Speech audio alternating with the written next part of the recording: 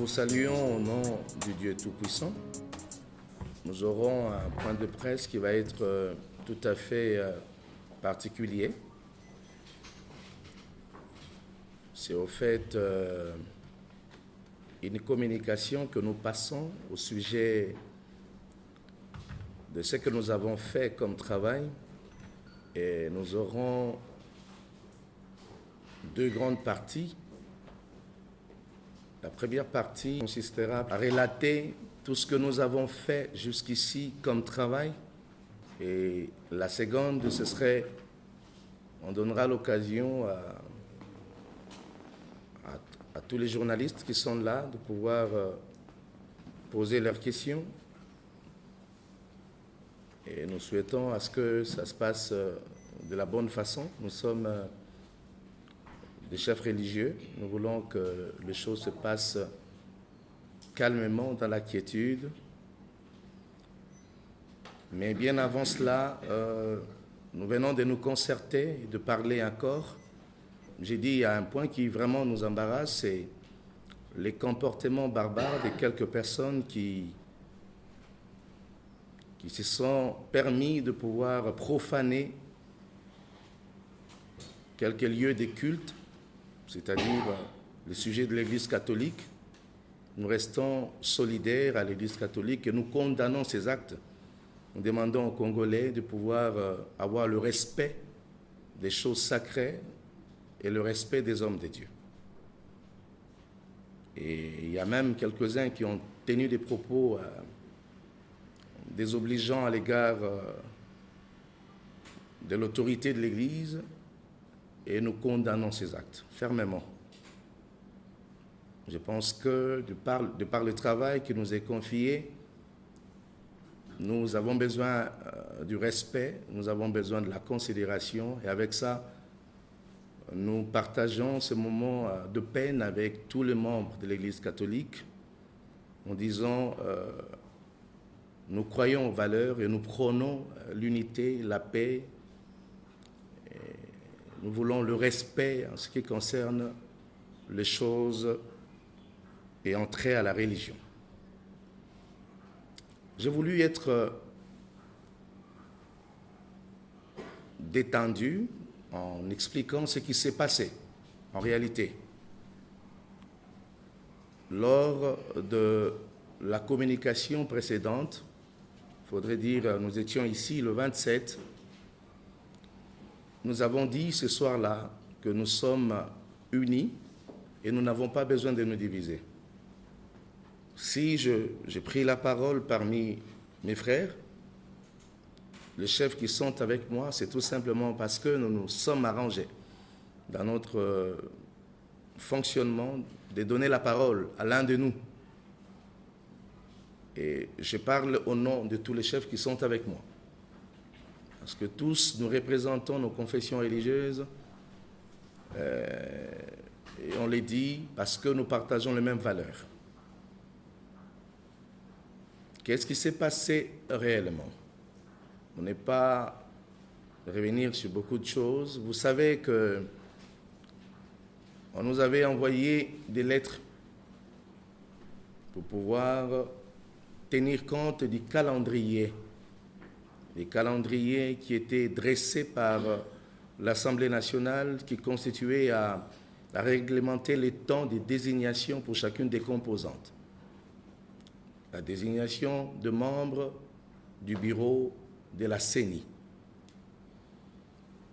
On a commencé à travailler sur la question, ce qui a fait que le 26 juillet, c'était un lundi, nos techniciens se sont retrouvés avec quelques dossiers qui ont été envoyés de chacune des confessions religieuses à notre secrétariat technique. Et au cours duquel il y a eu la réception non seulement des dossiers des candidats, mais aussi la préparation de la réunion qui devait se tenir le jour suivant, soit le mardi 27 juillet. Là, c'était la plénière. De par notre charte, la plénière est convoquée par le président de la plateforme, ce qui a été fait, et la plénière réunit le chef des confessions religieuses, donc le 8, pour la plateforme. Mais ils sont accompagnés de leur secrétaire technique ou expert, il faut le dire comme ça. Nous sommes arrivés le mardi 27 juillet à 8h30. Les experts devaient encore continuer leur travail ce matin-là jusqu'à 12h. Le travail s'est fait convenablement. Quand on nous a fait appel, nous sommes entrés dans la salle. Nous, les chefs des confessions religieuses, nous étions à 8, accompagnés de nos experts qui avaient déjà commencé le travail depuis le matin. On nous présente sur la table quelques dossiers retenus. Entre autres, 4 dossiers. Enfin, il faut être précis, voilà. 4 dossiers retenus. De ces 4 dossiers, on devait travailler en tenant compte de quelques sujets à l'ordre du jour. Le premier sujet, c'était la prière. Il souffrait que ça se passe comme ça. L'un de nous avait rappelé que la prière ne doit pas être un sujet à l'ordre du jour, mais je le mets toujours. La prière, et puis le deuxième sujet, c'était la vérification de présence. Troisième, c'était la lecture des dispositions de la loi relative à la désignation des animateurs de la CENI. Le quatrième, c'était la lecture des dispositions de la charte de la plateforme relative aux valeurs communes et au mode de prise de décision. Et cinquième sujet, c'était le rappel du communiqué conjoint des chefs des confessions religieuses du 23 juillet 2021. Le sixième, c'était la présentation du rapport des traitements des dossiers des candidatures par les secrétariats techniques de la plateforme. Et le septième sujet à l'ordre du jour, c'était l'examen par la plénière des dossiers retenus au secrétariat technique. Il faut retenir tout ça. Le huitième sujet inscrit à l'ordre du jour, c'était l'interview accordée aux candidats. Chacun des candidats qui étaient retenus, on leur a accordé l'interview de 20 minutes pour chacun. Et le neuvième, c'était la délibération. Et le dixième, c'était l'établissement du procès verbal.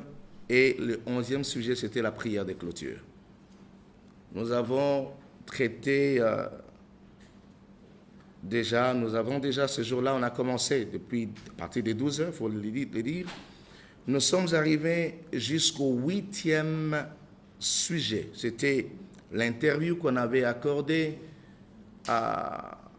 aux candidats retenus. Ils sont passés, il y en avait 4, je rappelle, tous sont passés et on a eu le temps de leur poser des questions.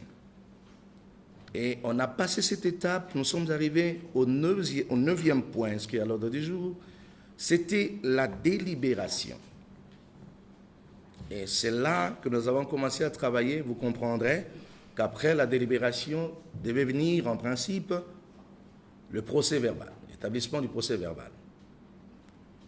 Et c'est là que nous avons pris soin de travailler correctement, c'est-à-dire on a commencé à dégager, à chercher les consensus pour pouvoir nous départager au sujet des candidats, mais il faut avouer que dans le travail, à un certain moment, unanimement, nous avons su dégager les 2 meilleurs des 4 que nous avions au départ. On a su dégager, en tout cas unanimement. Tout le monde était d'accord que voilà, il y en a 2, dont un était d'ailleurs beaucoup plus expérimenté. Alors, on devait trouver une résolution. Je vous informe, pendant ce temps, on a commencé à discuter au sujet du choix que nous devrions tous opérer. Là, sur celui qui devait être le président. Pendant ce temps, il y a eu quelques points évoqués, quelques-uns. On a mis le point évoqué qui touchait, semble-t-il, à l'éthique. On a dit, ben voilà, sur le plan technique, ils remplissent les critères, mais sur le plan éthique, il y a un problème. On a voulu savoir ce qu'était réellement le problème. On parlera à ce moment-là de certains, moi, on appelle ça rumeur, de certains soupçons au sujet de ces deux candidats. Alain, on disait qu'il y aurait des personnes qui étaient en train de dire que celui-là serait le candidat d'un parti politique, d'un mouvement politique, d'une tendance politique. Et il y aurait même des menaces sur quelques-uns des chefs à cause de ces candidats-là, si jamais ils n'arrivaient à les désigner. À l'autre, l'on disait, semblait-il, qu'il aurait proposé quelques billets de banque à quelques chefs. Il se serait confié à l'un des chefs pour dire « j'ai autant d'argent pour pouvoir donner aux autres ». Et c'est des sujets, nous avons pensé que ce n'étaient que des allégations qui n'avaient pas de preuves. D'autant plus qu'à un certain moment, nous nous sommes dit on ne sait pas très bien établir le lien entre ce que l'on dit des personnes qui s'étaient présentées comme candidats ou des accusés. À ce moment-là, on parle des accusés. Nous disons, mais attends, pour celui que vous dites que les gens seraient en train de propager, de dire qu'ils seraient les candidats d'une frange politique, est-ce que cela est sorti de lui-même comme trafic, comme moyen de pression ou encore d'influencer la décision de qui que ce soit, ou cela vient d'autres personnes? On a dit non, on ne sait pas tracer ça sur lui, mais il y aurait des gens qui seraient en train de dire. On a dit non, c'est pas fondé. Et nous nous sommes dit, tous ces candidats ont défilé ici. De toutes les questions qu'on leur a posées, on n'a pas relevé ces points contre eux. Il n'y a pas eu une question dans ce sens. Mais pourquoi les relever seulement quelques heures après qu'ils soient partis? C'est là où le président nous dira, le président de la plateforme nous dira qu'il souhaiterait voir clair sur les candidats accusés. On a dit que ce n'était pas fondé. Nous avons pensé que ça prenait tellement du temps qu'il fallait dégager un consensus, on n'arrivait pas. Alors, il fallait appliquer, n'est-ce pas, l'article 17 de notre charte. L'article 17 parle de mode de prise de décision dans nos plénières. Nous avons dit déjà les consensus, ça fait déjà partie de cet article. On commence par les consensus et à la fin, si on ne trouve pas le consensus ensemble, on ne dégage pas quelque chose en commun, la seule voie pour nous départager, c'est le vote. On a dit, bon, passons au vote pour pouvoir trouver celui qui va être à la tête et on va continuer pour le reste. C'est là où l'un de nous, un technicien, va proposer au président de la plateforme de pouvoir lever la séance, de suspendre la séance. On a trouvé que c'était inopportun. Là, nous tendions déjà vers 21h, vous vous rendez compte, on était là depuis le matin. Les candidats ont dû défiler depuis autour de 15-16 heures. Les problèmes viennent d'être relevés après 20 heures. On a dit que ce n'était pas cohérent. Et par la suite, le président de la plateforme a carrément coopté, a pris la proposition d'un technicien pour dire « ben oui, je trouve que c'est cohérent et on doit lever la séance ». Nous lui avons fait voir que nous courions un risque parce qu'on était déjà le 27, soit le dernier jour du travail. Le lendemain, le 28, on devrait en principe aller déposer le PV. Nous lui avons fait voir que cela ne nous arrangeait pas. Mais bon, ça n'a pas marché, jusqu'à ce qu'à un certain moment, nous proposions même au président de pouvoir appliquer aussi l'article 17 pour la décision qu'il fallait prendre. Parce que l'article 17 ne s'applique pas seulement pour la désignation, d'ailleurs on n'a même pas parlé de la désignation dedans, mais l'article 17, ça fait partie du mode de prise de décision. C'est le mode de prise de décision. En principe, c'est l'article qui doit être utilisé à chaque fois que nous devons prendre une décision dans ce que nous faisons.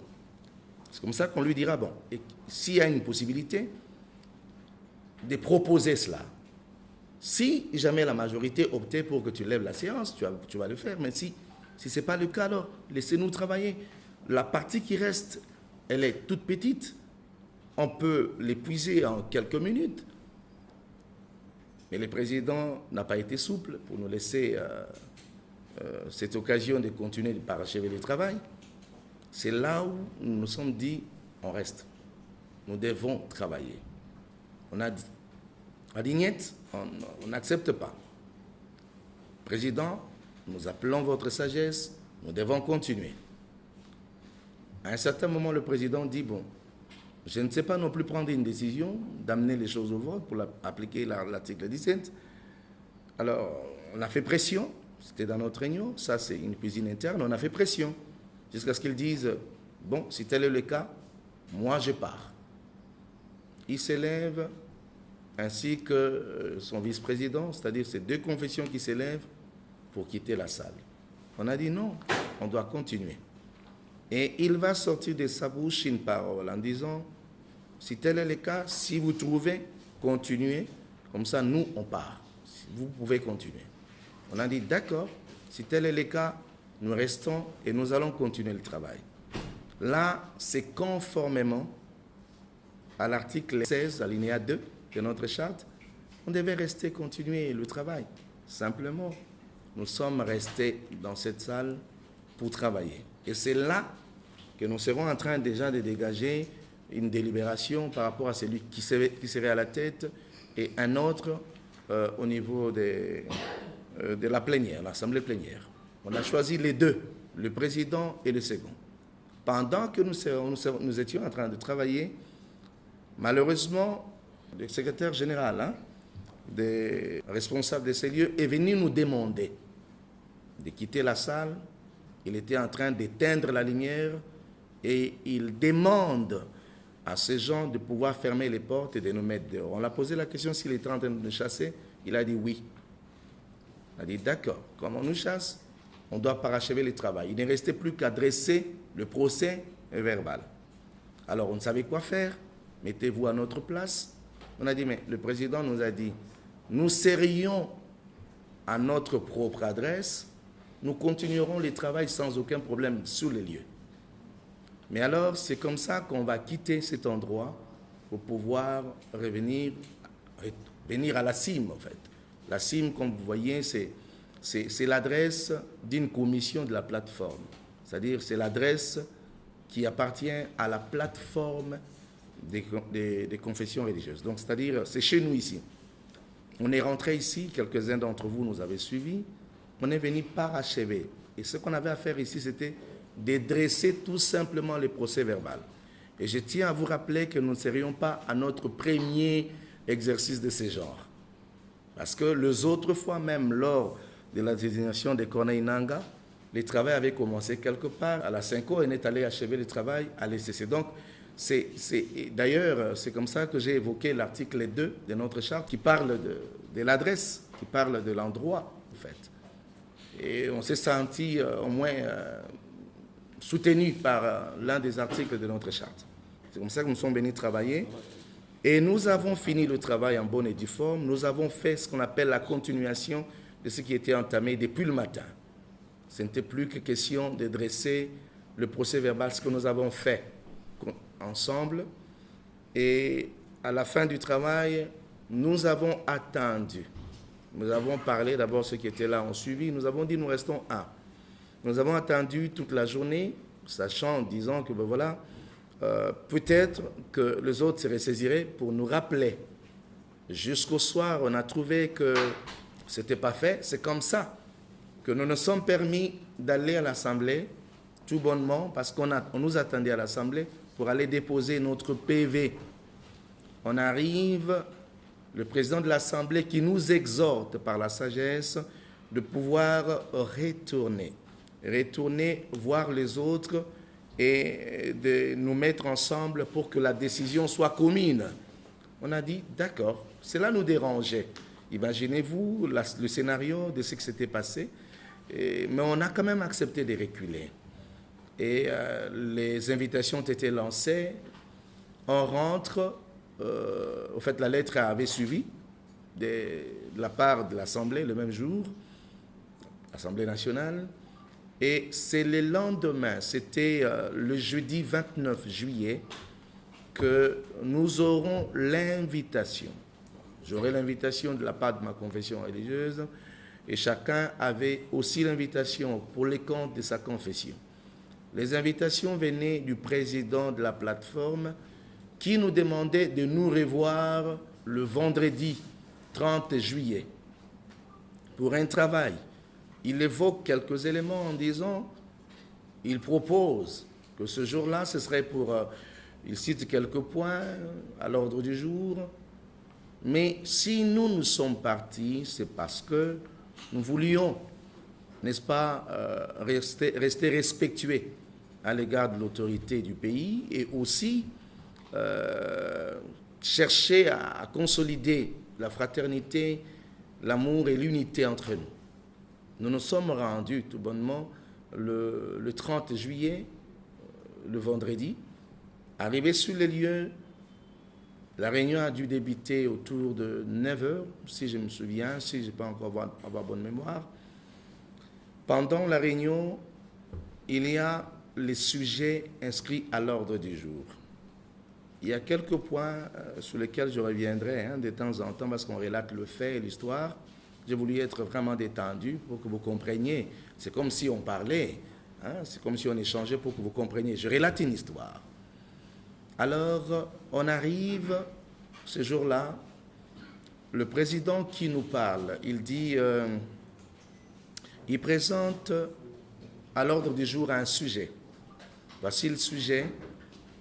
Nous voulons traiter le cas, mais à une seule condition, vous devez accepter qu'on enlève les 2 premiers candidats que nous avions qui ont posé problème, alors que c'est les meilleurs, nous savons que c'est les meilleurs, mais on ne peut pas continuer parce qu'il y a eu des choses dites à leur sujet, qu'on les enlève, et puis on vous donne la possibilité de prendre d'autres candidatures chez vous, de commencer à traiter comme ça. À ce moment-là, on se retrouve pour pouvoir travailler et sortir dedans d'autres candidats en prenant également les 2 qui restaient.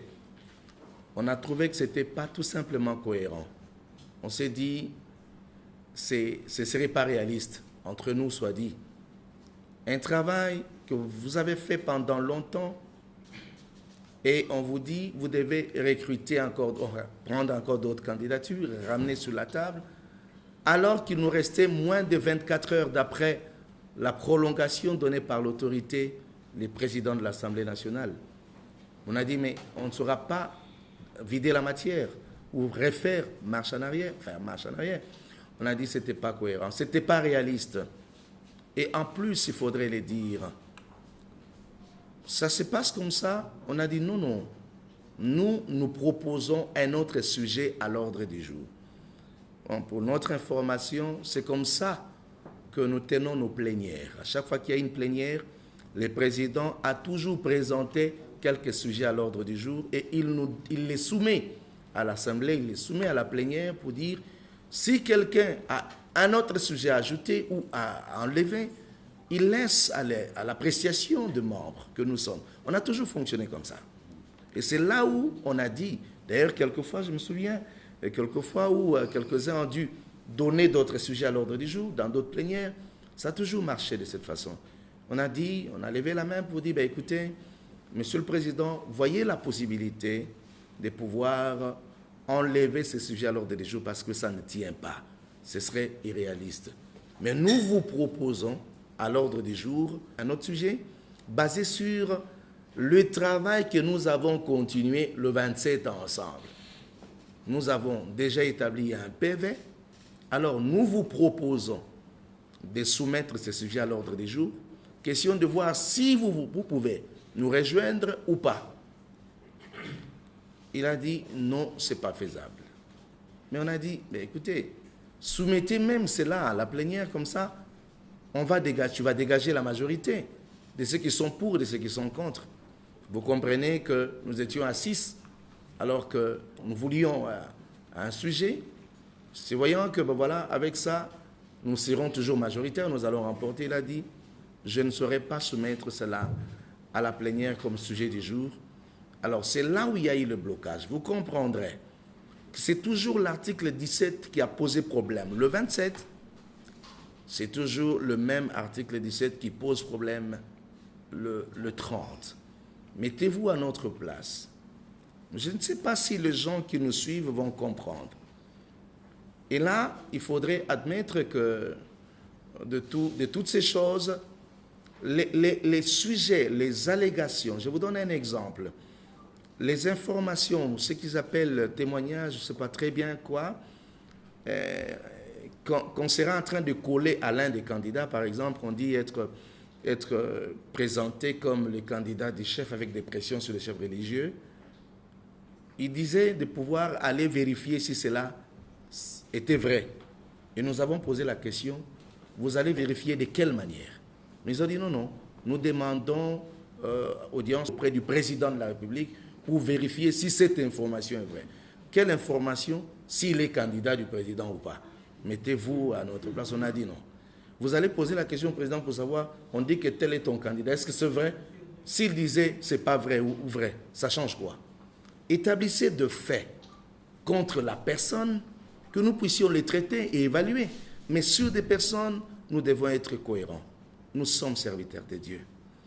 On n'a reproché de rien à tous les 4 candidats qui sont passés. Je dois être sincère. Nous sommes serviteurs de Dieu. On les a reprochés de rien. La preuve en est qu'on a posé toutes les questions ayant trait à leur vie, à ce qu'ils font, mais on n'a pas mentionné quelques faits qu'ils leur reprochaient pour établir leur culpabilité ou faute. Excusez-moi, on ne l'a pas fait. Ce qui signifiait que tous se présentaient tout bonnement, innocemment. Il peut y avoir des choses qui tournent autour d'eux, mais qui n'ont rien à voir avec leur personne. On a trouvé que c'était injuste de pouvoir coller à des personnes qui n'étaient pas directement concernées sur certains faits et de certaines allégations à leur intention. C'est comme ça qu'on a dit non, ce n'est pas cohérent. Alors, c'est là où, en tout cas amicalement, il faudrait le dire, il faudrait aussi souligner que le 30, nous étions tous détendus. On a dit, bon, tout bonnement, nous restons un en tant que corps. Nous restons une en tant que plateforme. Nous restons unis en tant que peuple. Et nous ne pouvons pas nous entredéchirer, nous ne pouvons pas avoir des problèmes et des soucis entre nous, sauf que démocratiquement, nous n'avons pas pu regarder à la même direction. Ce qui a fait que c'est tout à fait normal, c'est une règle démocratique, vous pouvez prendre votre position et pour nous, nous nous sommes dit, par exemple, il y a l'une des confessions qui sera à sa 4e fois de pouvoir agir de la sorte, sa 4e fois, parce qu'elle n'a jamais signé à une désignation quelconque de tout le processus que nous avons eu. Il n'y en a jamais eu. Ils n'ont jamais ratifié à quoi que ce soit. Et l'une des confessions, ce serait à sa 2e fois de pouvoir prendre position de cette façon. Nous comprenons, c'est une règle démocratique, quelqu'un est libre de pouvoir se retirer d'une décision à prendre et on ne peut pas le forcer pour ça, on ne peut pas non plus se diviser à cause de ça. S'agissant de certaines soupçons qu'on collerait à tous les chefs, on a tout simplement fait notre travail. Nous pensions que le temps court et qu'on devait terminer le travail qui nous a été confié. Et c'est comme ça que nous sommes partis. On a dit, on se sépare et on a dressé un rapport. Le rapport par rapport aux 48 heures qui nous ont été accordées. C'est les rapports que nous avons signés ensemble. Et je demanderai, peut-être le moment venu, c'est l'Assemblée qui prend soin de lire les rapports. Les rapports disaient que nous n'avons pas pu trouver un consensus par rapport à cette réunion d'aujourd'hui. C'est-à-dire, comme je vous l'ai dit, on n'a pas pu trouver une voie par laquelle nous pouvions passer parce qu'il y avait 2 sujets à l'ordre du jour. Et chacun de nous va rester dans sa position. Et vous verrez dans notre rapport de ce jour-là, on a dit chacune des confessions religieuses est censée, à ce moment-là, prendre ses responsabilités en toute liberté. Et à la fin, au finish, il faudrait dire comme ça, nous avons dressé ces rapports et nous avons tous signé. Et d'ailleurs, nous avons rappelé ces jours-là que voilà, nous 6, nous devons aller déposer les rapports signés conjointement, tout en déposer le PV qu'on avait déjà signé le 27, parce que vous n'avez pas voulu nous rejoindre. On a dit, bon, il n'y a pas de problème. Même le président a dit, bon, d'accord, vous pouvez le faire. On a dit ça comme ça. Et nous nous sommes séparés amicalement. Il n'y avait pas de tension. Il n'y en aura pas non plus parce que nous sommes des chefs religieux. Nous sommes obligés de rester ensemble. Nous partageons les mêmes valeurs et ce qui constitue des divergences, on peut toujours s'en passer. Et c'est comme ça. Nous sommes partis le lendemain, soit le 31 juillet. Nous nous sommes rendus à l'Assemblée nationale très tard. Pourquoi? Parce que nous attendions qu'au cours de la journée, ils pouvaient se ressaisir et nous dire, bon voilà, nous nous joignons à vous. Mais ils ne l'ont pas fait et nous sommes partis, nous avons déposé le PV et en annexe le rapport et nous avons fait une lettre que nous appelons, c'est pratiquement comme une note explicative, c'est la lettre de transmission relatant tout ce qui s'est passé du début à la fin. Et c'est comme ça que nous avons déposé en bonne et due forme le PV.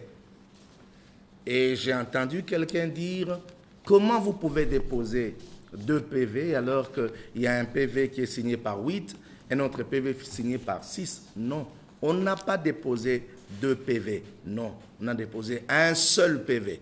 L'autre, c'est les rapports de la réunion du 30 juillet pour expliquer ce qui s'est passé. Je n'ai pas besoin de faire des commentaires dessus. Je crois que l'Assemblée nationale est suffisamment outillés pour pouvoir traiter la question. Je crois qu'ils ne seront pas complaisants. Honnêtement, nous nous sommes dit, nous avons fait notre travail, nous pensons que nous n'avons pas besoin d'endosser la responsabilité de ce que les gens disent, c'est-à-dire le glissement que quelques-uns pensent que ça pointe à l'horizon. Et nous ne voulons pas regarder dans ce sens. Nous voulons terminer notre travail et laisser la responsabilité à la CENI de pouvoir faire son travail pour respecter la constitution de notre pays. Et si j'oublie quelque chose, on pourra toujours me le rappeler. Mais sinon, ça a été comme ça. Nous sommes allés, nous avons déposé et nous restons unis. On n'a pas besoin d'accuser qui que ce soit. C'est la démocratie. Mais si quelques-uns pensent que nous avons mal fait notre travail, la charte pourra bien renseigner sur la question. Nous avons fait notre travail, j'ai dit, et je vous remercie.